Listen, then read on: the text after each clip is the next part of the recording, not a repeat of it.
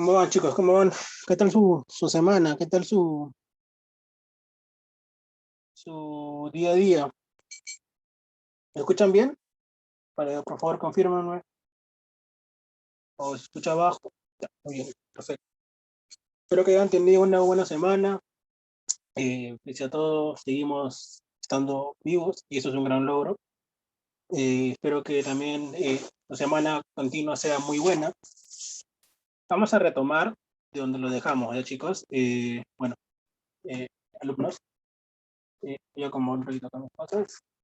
Buenos días a todos, buenos días a todos. Hay que intentar hacer, esta vez quiero hacer un poco la clase más dinámica, así que voy a preguntar. Y cuando yo pregunto, me gusta que me respondan. O si no entiendes, que me preguntes. Profesor, ¿cómo es esto? Profesor, ¿por qué? No entendí. Profesor, ya volé. Profesor, más despacito, por favor. Así que vamos a comenzar.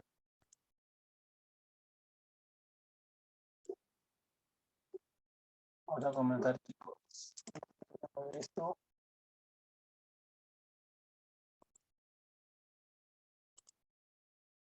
Ya, vamos.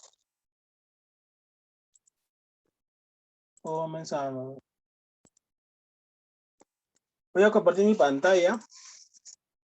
Espérenme, por favor. ¿Logran ver mi pantalla? Por favor, confirmen. Digan sí, digan no. Por si acaso van a usar el micro, no me molesto.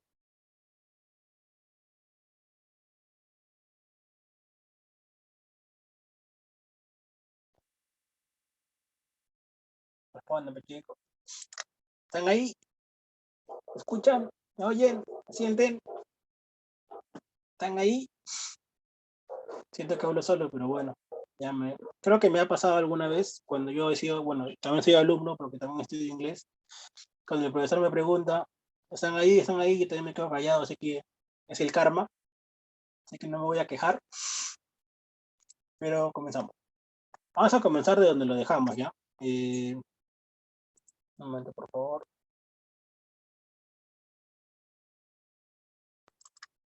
Ya, vamos a comenzar. Vamos a recapitular. La geopolítica. Brevemente, ¿alguien se acuerda de lo que es la geopolítica? Si no, para dilucidarlo mejor, poder tenerlo, no sé, un poquito más claro. Veo sus respuestas por el chat, veo sus respuestas por el micro, si quieren prenderla, no hay problema. No se peleen, chicos, no se peleen. Un resumen, profe, vamos a hacer un resumen. La geopolítica, comenzamos entonces. La geopolítica es el estudio de la influencia del estado geográfico sobre los estados y su política. ¿Qué quiere decir esto? En castellano, profesor, por favor. Ya. Es las decisiones que se toman mediante una geografía que puede favorecer al Estado, y un beneficio para el Estado, claro. Un ejemplo claro, tengo una región muy rica en, por ejemplo, en recursos naturales, entonces yo tengo que pensar cómo sacarle provecho a esa región, entonces la decisión que yo tome por esa región es lo que beneficia al Estado, básicamente es eso, para que lo entiendan. Geopolítica es el estudio de la influencia del estado geográfico sobre los estados y su política. ¿Qué es el estadio geográfico? Es la zona geográfica, la forma de una zona geográfica. Ya, básicamente es eso. Nos toca avanzar hoy día. Chicos, una pregunta. ¿Ustedes tienen la separata que les dan en el colegio, bueno, perdón, en el SEBA, que es esta? Déjenme mostrarle. Creo que lo tengo por acá. Eh, voy a... un poquito, por favor. Voy a dejar de compartir la pantalla para compartirla de nuevo.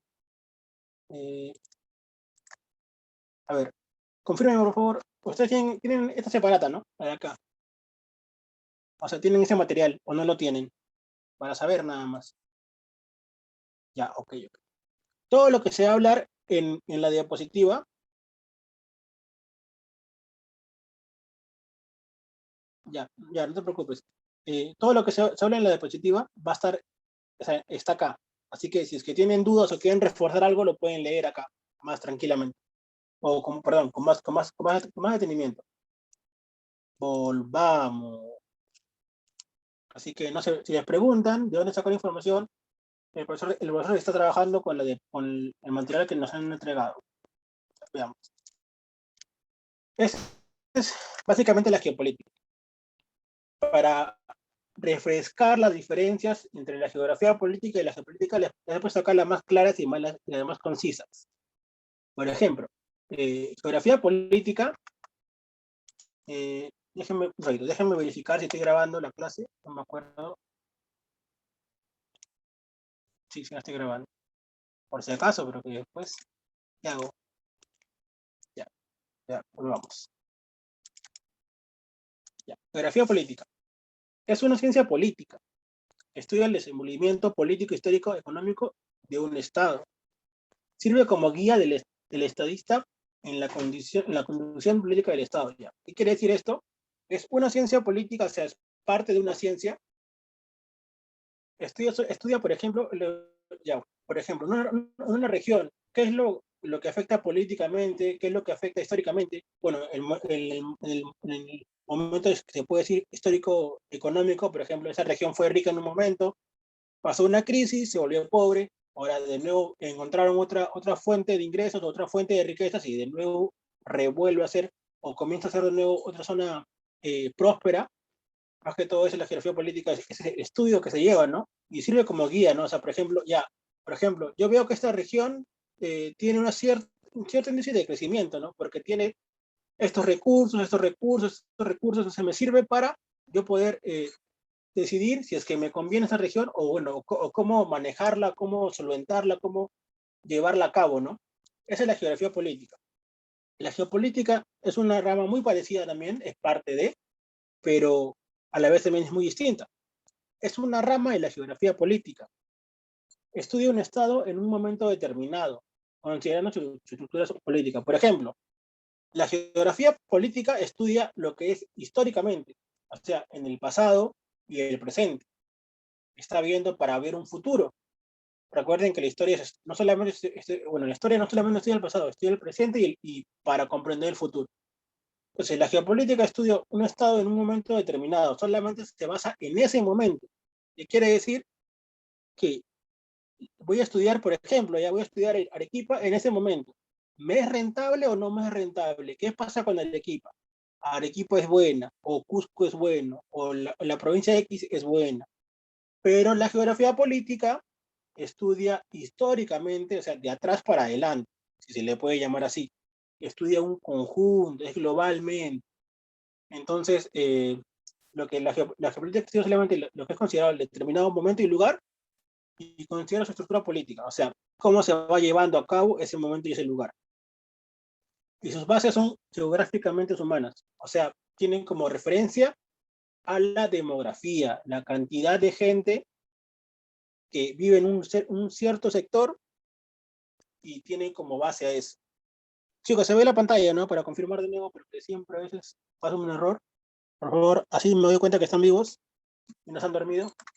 Ahí está, perfecto. Sigamos, queridos estudiantes. Ya, este es el tema de hoy, que es la evolución histórica de la geopolítica. Debemos recordar que fue fundada por Rudolf Keijen. Por ejemplo, yo puse acá estas fechas, no es porque no significa su nacimiento y su muerte, por si acaso. No solamente cumplió 16 años, vivió más tiempo. Esta época es de sus publicaciones de sus libros, o sea, la importancia que le da a la geopolítica, perdón. Por ejemplo, en 1900 él introduce lo que es en la geografía sueca los términos, ¿no? Va viendo, por ejemplo, un poco de la geopolítica y pone como, se puede decir, las bases rudimentarias de lo que sería posteriormente la ciencia, la geopolítica. En 1916, en su libro, por ejemplo, Estado como organismo viviente, que en su idioma sería del Street als Lebrons, que sería, ¿se acuerdan que esa es la referencia de que Keigen hacía la referencia de que el cerebro era el Estado y que, por ejemplo, las manos o las extremidades superiores e inferiores eran como que, por ejemplo, los recursos naturales y que necesitaba de uno y otro para poder sobresalir o para poder tener una simbiosis perfecta que puedan sobrevivir uno del otro. No sé si se acuerdan, la clase pasada. Yo recuerdo que lo dije, ¿eh? Bueno, ya. Entonces, Keigen, básicamente en el libro de El Estado como organismo viviente, pone el primer punto, o pone los primeros puntos sobre lo que se diría ahora la geopolítica. Bueno, aparece el término de geopolítica que antes nunca se había tocado. Entonces, él le da las pautas de la evolución, ¿no? O sea, él pone el cimiento, pero recordemos que el cimiento viene de origen, por ejemplo, de Ratzel, que después más adelante lo vamos a ver. Vamos a recordar también quién era este señor, o este ilustre científico que posteriormente pasará a la posteridad, ¿no? Geógrafo, mejor dicho. Por ejemplo, para Alfred T. Maham, perdón, él le da la importancia del dominio naval. Vamos a recapitular para entrar en contexto. Recuerden que a mediados del siglo XX no había tanta eficacia en el sentido de que, por ejemplo, las comunicaciones eran por mar. Recuerden que en ese tiempo el poder más grande era el mar. ¿Y por qué era el mar? Alguno me puede preguntar. Porque recuerden que el mar era fuente de comercio. Si tú eras un país que tenías salida al mar, eras factible para prosperar. Entonces, el que domina o el que domine, exactamente, porque era la principal, como dice Boris, porque era la principal vía de transporte. Exactamente, o sea, el que domina el mar va a dominar la soberanía del mundo, se le puede llamar así. Entonces, para hacerlo más claro y más conciso, lo que nos plantea Mahan es que si uno puede controlar el mar, tiene el dominio comercial, el dominio marítimo y el dominio bélico. Eso es lo que plantea. Entonces, ¿qué cosa estamos viendo ahí? La geopolítica. ¿Por qué? Porque ya es una geopolítica global, pero que está viendo, por ejemplo, un estado o un beneficio natural y lo está viendo en forma, te puedo decir, provechosa, ¿no? Bueno, a mí me conviene, por ejemplo, ¿ya? A mí me conviene dominar el mar, ¿por qué? Porque le quito espacio de comercio a otro país. Un ejemplo, ya, yo domino el mar, entonces Chile no puede exportar tanto como quisiera exportar. Porque recuerden que todas las exportaciones hasta ahora hacen por mar. No hay aviones que te lleven, por ejemplo, los containers, todo te lo lleva el océano, vas por barco.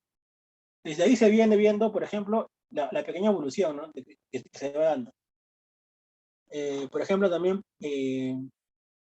para el alemán Karl Aufer, que él moderniza la geopolítica, ¿no? Eh, ¿Cuándo la moderniza? Él la moderniza, por ejemplo, durante el Tercer Reich. Ahora me preguntan, profesor, ¿qué es el Tercer Reich? Es, por ejemplo, unos apogeos, ¿no? Del imperio alemán, no sé si se le puede decir así. Cuando, por ejemplo, comenzaron a ver que podían dominar o comenzaron a asumirse a otras naciones como Austria, comenzaron a asumir a Polonia, y es el momento de mayor armamento bélico que tuvo Alemania. Ya. Al principio del siglo XX,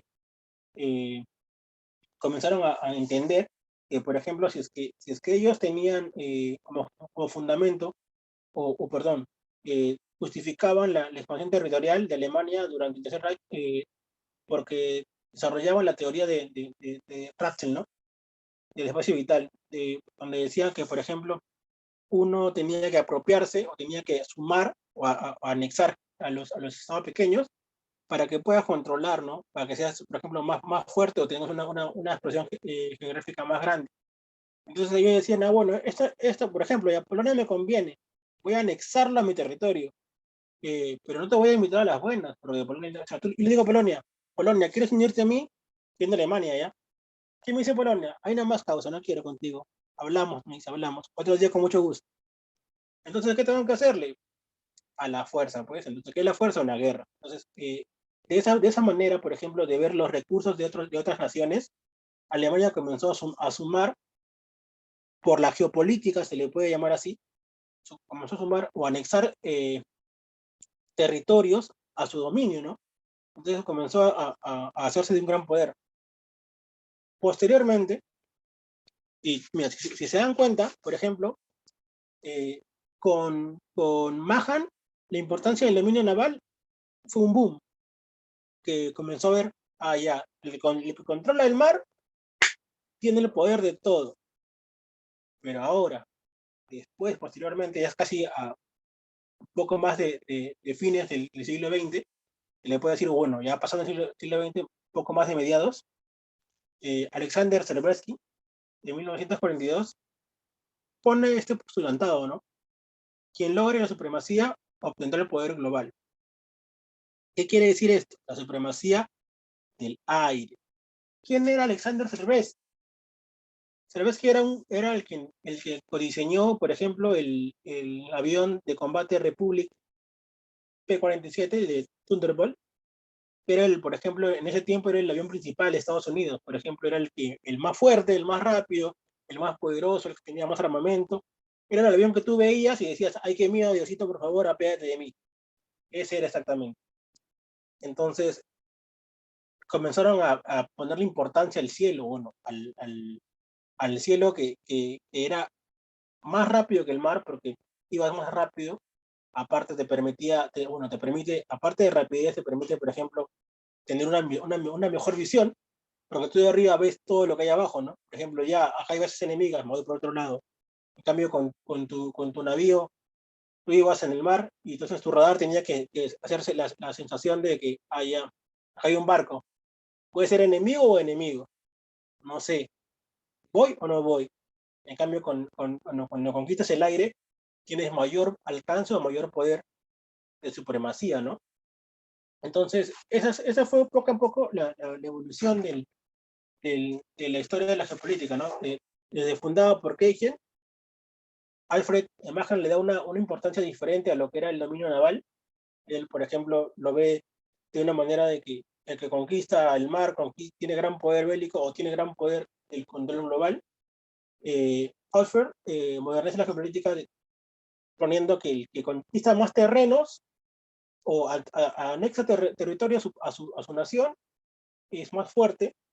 Entonces, él también le da otro vuelco a lo que es la geopolítica y finalmente, para no decirlo, no es importante tampoco, Cervesky asume la postura de que el cielo también es importante porque es un recurso, ¿no? Entonces, el que logra dominar esto va a poder ser más fuerte o va a tener más ventajas sobre los demás que no lo puedan dominar o que lo dominen a medias.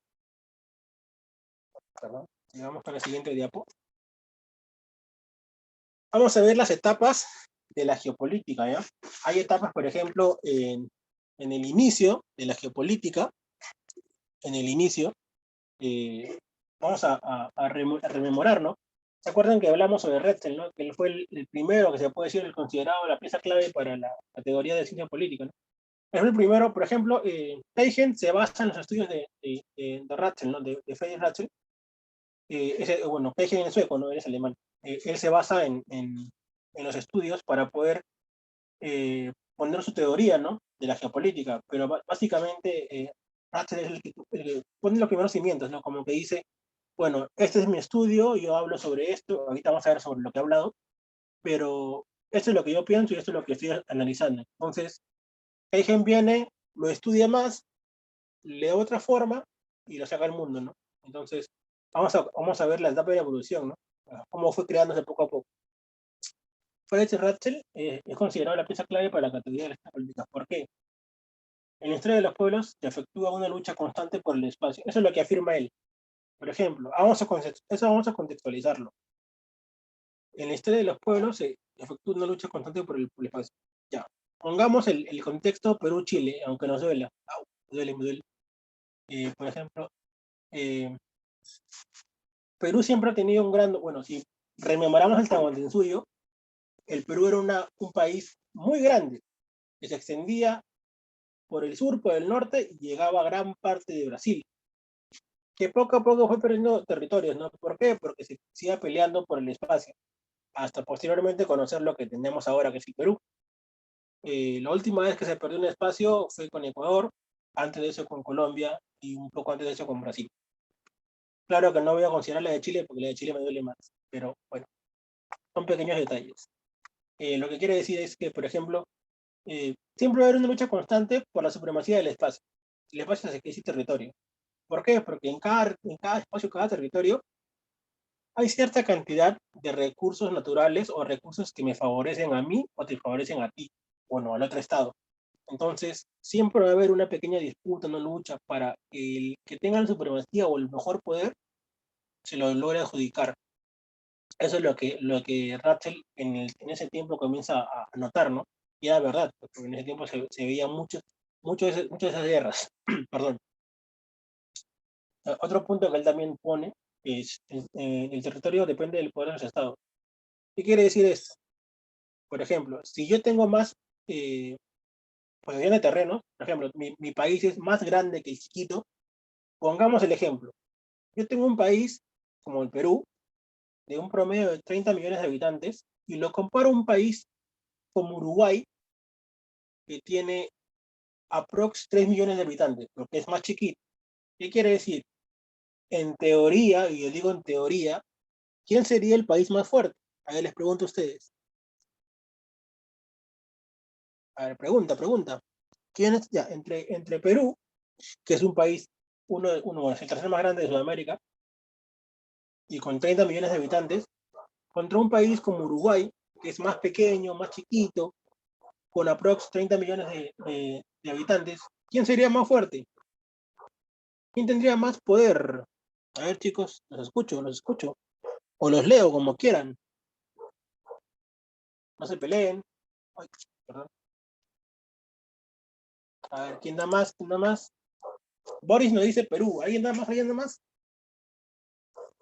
¿Alguien da más? ¿Alguien da más? ¿Alguien da más? Poder militar, social. Estamos hablando de poder en general. Ya sea militar, sea social, sea económico. ¿Quién tendría más poder? La militar, social, económico. Digan nomás, chicos, sin miedo, por si acaso. Si nos equivocamos todos. Contra Uruguay, que tiene una prox de 3 millones de habitantes. Acá tengo un mapa mundi, vamos a ver los tamaños, ¿ya? Vamos a ver los tamaños. Déjenme un ratito de compartir mi pantalla otra vez. Compartir pantalla, un tamaño mundi. Un ratito, chicos, un ratito. Profesor, buenos días. Buenos días, ¿cómo estás? Bien, profesor, con dificultades para ingresar, pero ya ingresé. Muy bien, eso es lo importante, que estamos acá. Vamos a compartir la pantalla para ver. Déjenme, por favor, un momentito. Este es el momento. El momento ha llegado. Vamos a compartir la pantallita. Ya, este es. Ahora ver la pantalla, chicos. Díganme que sí, por favor. No me decepcionen. Yo confío en ustedes. Sí, se ve, profesor. Ah, miren. Uruguay está acá. Este punto lo costado de Argentina. Ese es Uruguay. ¿Quién tiene más poder según el postulantado que les he dado, que quiere decir que un estado, un estado se hace más fuerte en base al territorio? ¿Ya? ¿Quién tendría más poder? Perú, que es de esta dimensión. Vamos a agrandarlo un poquito más. Perú, que es de esta dimensión, con 33 promedio millones de habitantes, o Uruguay,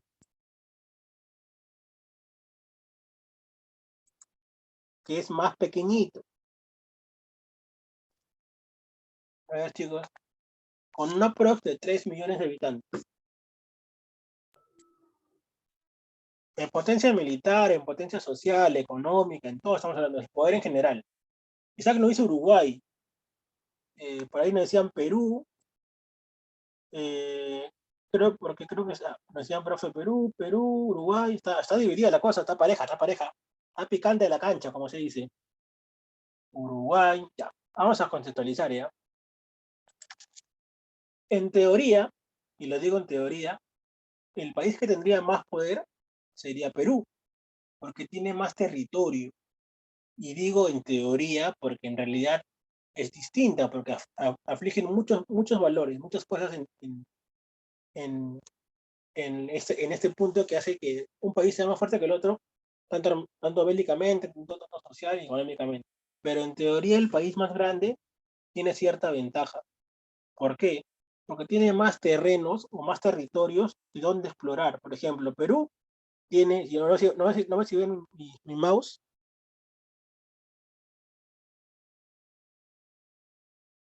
no sé si logran ver mi mouse, chico, sí, ¿no? Sí. Perú tiene su costa, tiene su sierra y tiene su selva.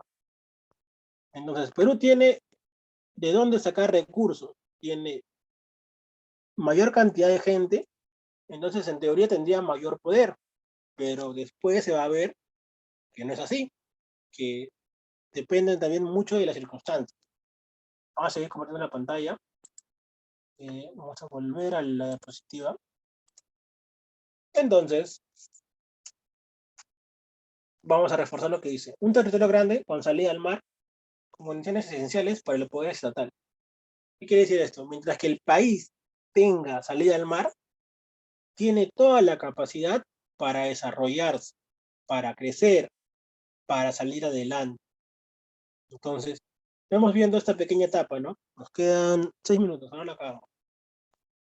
Otra etapa fallida, se le puede llamar así, es la etapa donde, por ejemplo, Rudolf Keynes divulga la idea de los estados pequeños deben ser absorbidos por los grandes potencias, ¿no?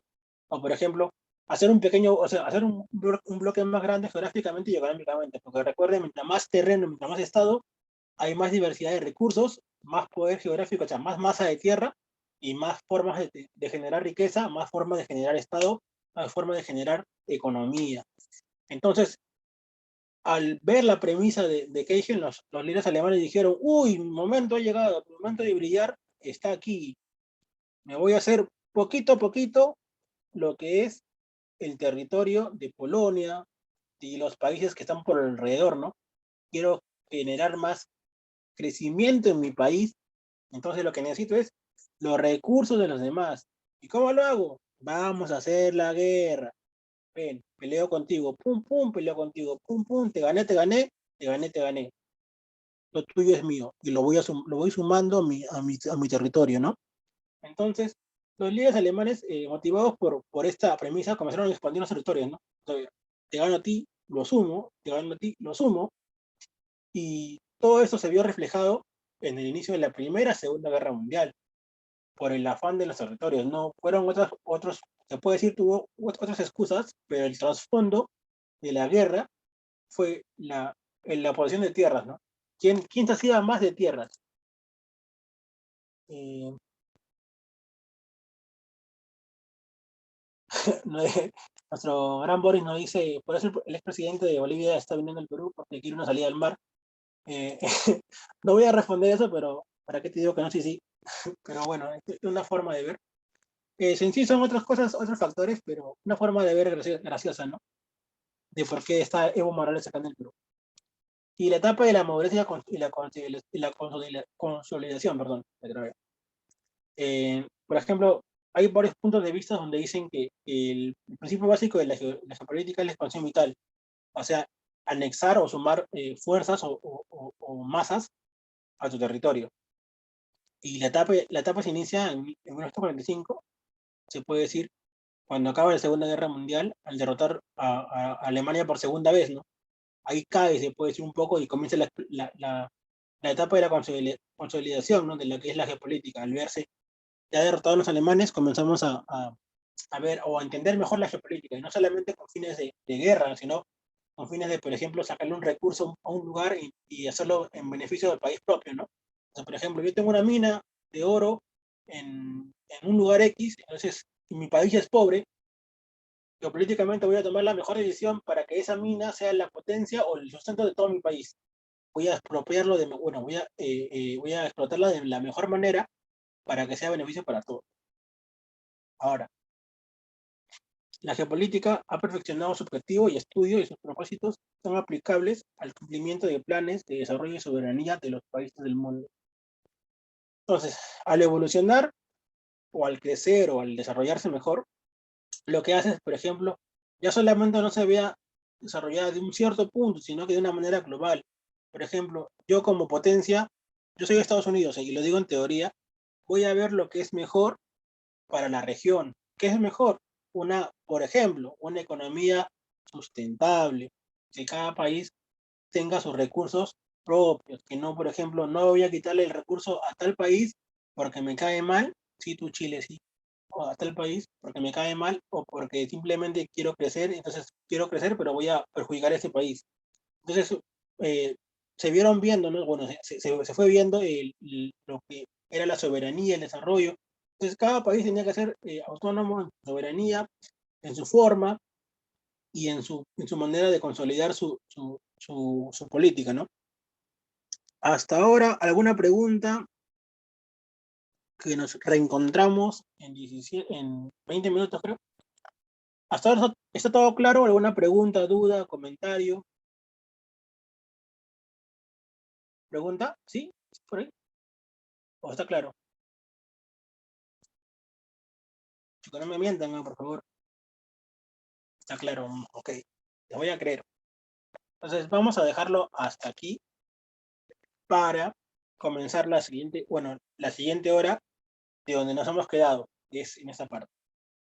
La siguiente hora les voy a pasar un pequeño video que refuerza todo lo que hemos hablado. Duran 6 minutos, creo que la clase pasada lo vimos, pero vamos a verlo más con más detalle para poder desglosarlo mejor y poder tener un poco más claro el concepto, ¿no? Los espero en la siguiente clase, chicos. Bueno, en la siguiente hora, perdón. Así que, bye bye. No tan temprano.